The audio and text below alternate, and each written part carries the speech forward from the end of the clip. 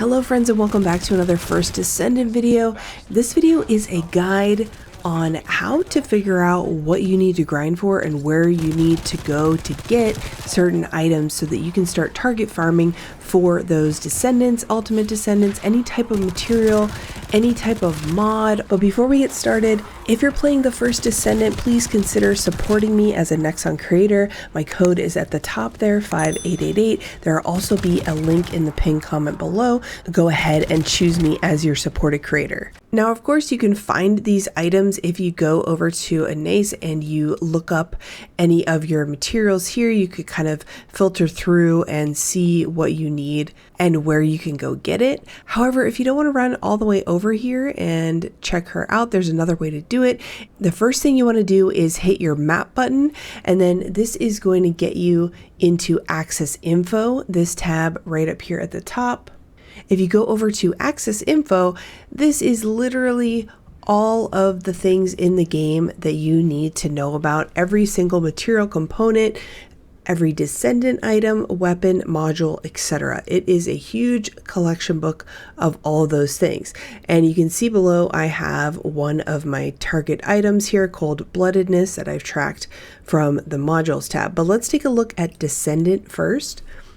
So you can go into Descendant and you can see all of the different descendants, obviously, and you can click into them to see what parts you need. So I'm currently going after Valby, trying to unlock her. And so you can go in and see the final 4 components that make up her research step. So you would need each of these 4 components to go and research her as a descendant and have her. So, and then to the right of each of those components are the materials that you need, the consumables that you need to then research these parts. So you need all 4 of these parts to make this part, and then you need all 4 of these parts to make Valby. The last one, however, is just a one and done. So let's go take a look at that.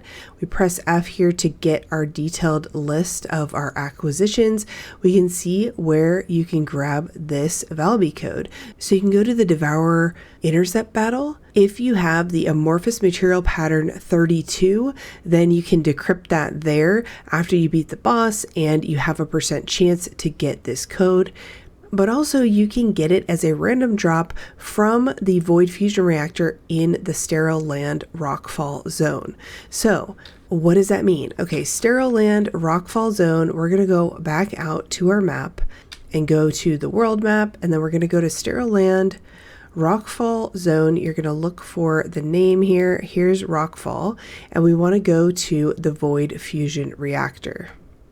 And that's going to be right here, the Void Fusion Reactor in Sterile Land Rockfall Zone. So that's going to be a drop there. So you can try your luck with that or by defeating those bosses. And if you want to go the boss killing route with Devourer or Pyromaniac here, you're going to be looking for amorphous material 32 or 36. So you go back to the main page, go to amorphous material, and you can even search it in here, 32 and 38, and it'll come up, or you could scroll through, obviously.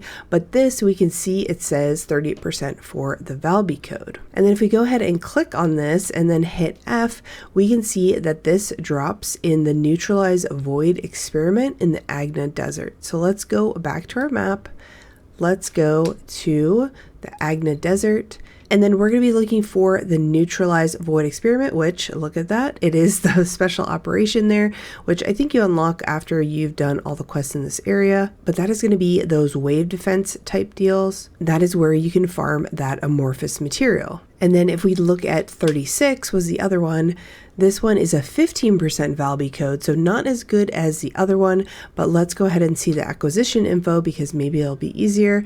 So White Knight Gulch, normal, Mystery's End, completion, which we go back to the map, we go to White Knight Gulch, and we want to look for Mystery's End, which is right here at the bottom right.